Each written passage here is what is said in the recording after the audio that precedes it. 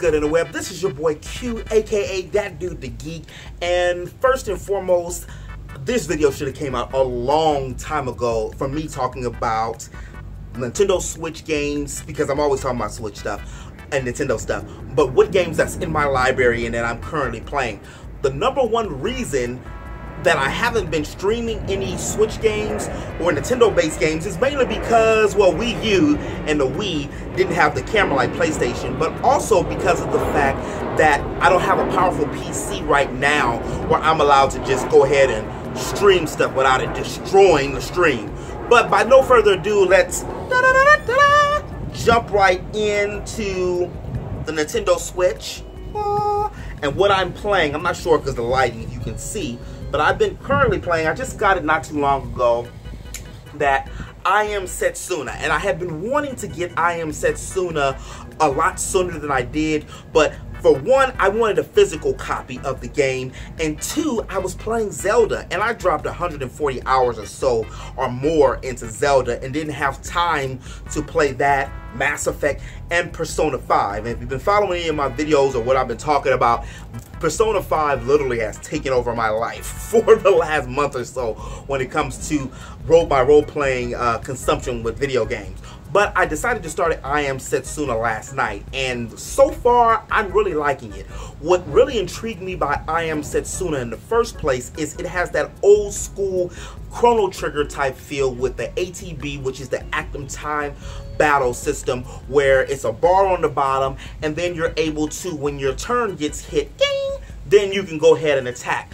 I believe that they're going to have dual text and different things like that, since they kind of spawned and took some of the best parts of Chrono Trigger thus far. I haven't really delved too far into the actual story yet, but within the first 10 minutes, it seems that you're a mercenary. I think his name is Edgar, and you're a mercenary and you've been hired to go ahead and kill, which I'm assuming is going to be Setsuna, who is already scheduled to die. So they let the plot point within the first 10 minutes of the game, so this is no spoiler, so relax, be let known. So if you play the game in the first 10 minutes, you read through the little dialogue, beat the boss, the little mini boss in the beginning, you're already caught up to where I'm at. So I really have high hopes for this game. The music is amazing so far, but let me jump into, because I can get on this for the role-playing games for life, and talk about these particular role-playing games.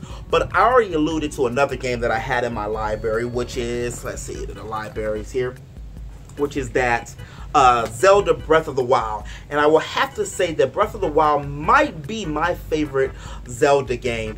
And the reason it might be my favorite Zelda game is the interaction with Zelda and the multiple dimensions they have with Zelda as her as a character.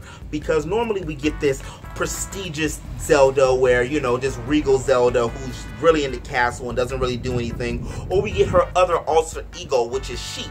On this Zelda game, Breath of the Wild, not to mention with the amazing gameplay, do anything, build anything, cook anything, play anywhere, do anything type of system that I feel a lot of other games are going to bite off of in the future, you got a different dimension of the namesake character, which was Zelda. She had some rough parts to her, as well as she had some sensitive parts to her, and she even showed some courage and wisdom, of course. She's the wisdom part of the Triforce within the story.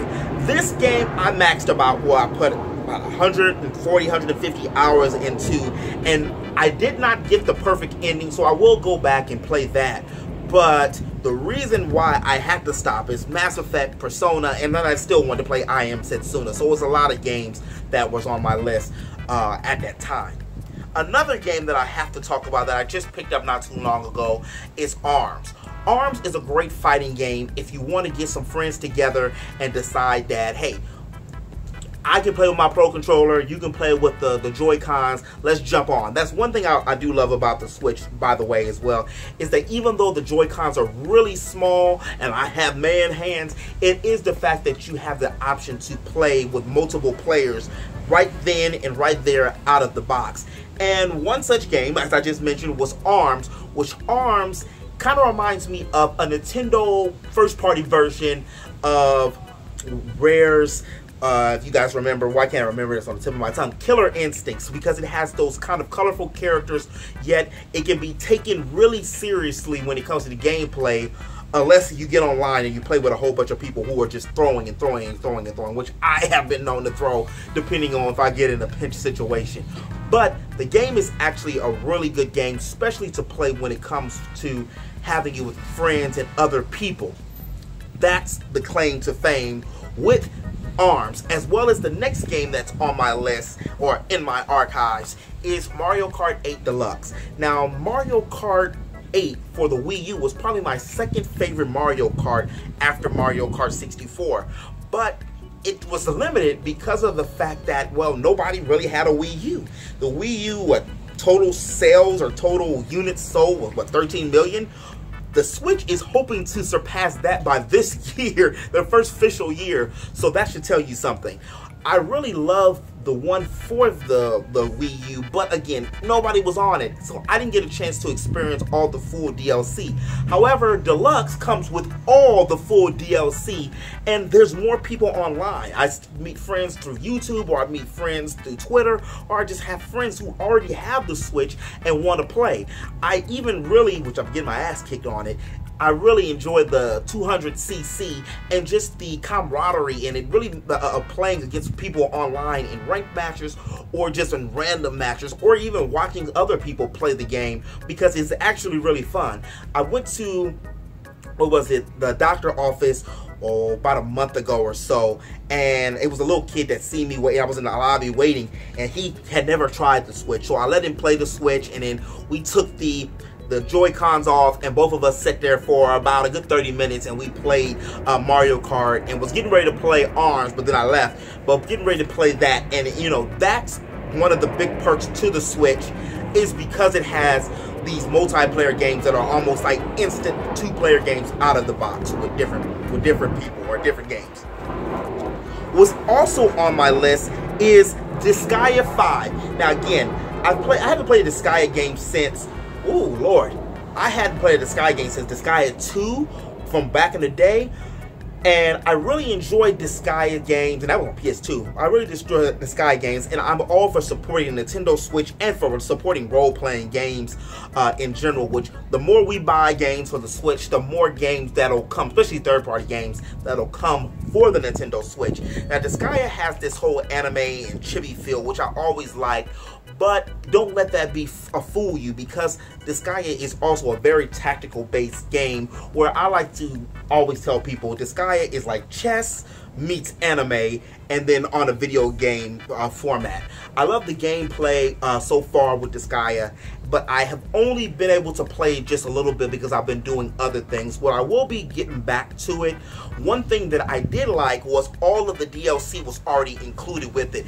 Another game that's on my list, which is the last game that I have for the Nintendo Switch, is Bomberman. Now, if anybody's familiar with Bomberman from back in the day on 64 or Super Nintendo, or even, I think it was regular Nintendo as well, because I didn't play the one on regular Nintendo though, but it's the same concept. I have yet to play this game a lot, especially on the multiplayer aspect of it, but what I do like the most of it is that each character from white, black, orange, well, no, I don't have orange, red, white, black, blue, red, did they have a green one? I can't remember. But anyway, you have all of these different color characters, and now it's not only just men characters within the game, the boys. There's also a few female characters, and each one has their own unique personality. My only gripe about the game, especially for the casual person just getting it, is the price tag.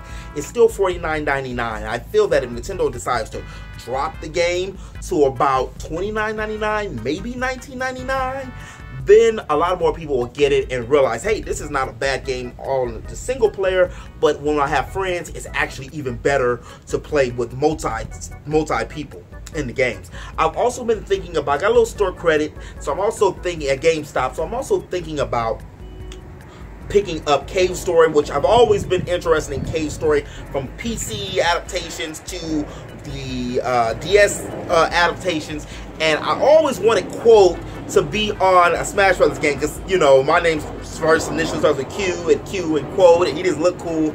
And I always hope that they put him on Smash Brothers. Hopefully they put him on this new Deluxe when it's coming out. That'll be nice, as well as some Splatoon characters and some ARMS characters. That'll be really good, because it's probably gonna come with the DLC. They announced not too long ago that Final Fantasy 15 may be on the Switch, so let's keep our fingers crossed with that. So who knows? I mean, if it comes on the Switch, it's gonna be like with 2K for me this year. If it's no major features that'll be taken out, like the GMO, then I'm gonna pick it up for the Switch to support the Switch. And just, again, the portability to be able to take your favorite game. I can take a Final Fantasy, I can take a Kingdom Hearts, hopefully, maybe a Persona 5. I'll replay and rebuy Persona 5 just if it comes on the Switch. Is an amazing selling point for me, because I've always wanted to plug and play my system and be able to take the games I have and play them at home on the go. But this has been your boy Q, your friendly neighborhood geek. I just wanted to get on here, and it's long overdue for me to talk about which Switch games I'm playing, which Switch games I'm interested in coming out, and just have a little discussion about what games and what's good and what's not, or at least what's in my library. Go ahead in the comment section below. Let me know what you're playing. Let me know if any of the games that I have, you have, and if you like them or not. Or what game are you most anticipating to come out for the Nintendo Switch? Mine would have to be that Final Fantasy VII Remake, because being able to take my boy Cloud and Tifa on the go would just be, you know... But if you did like this video, please make sure you hit that like button. And if you're new to my channel and you want to stay up to date on all things games and anime and some entertainment too, please make sure you hit that subscribe button and ring that bell to stay up to date on all things geek. And until next time, peace!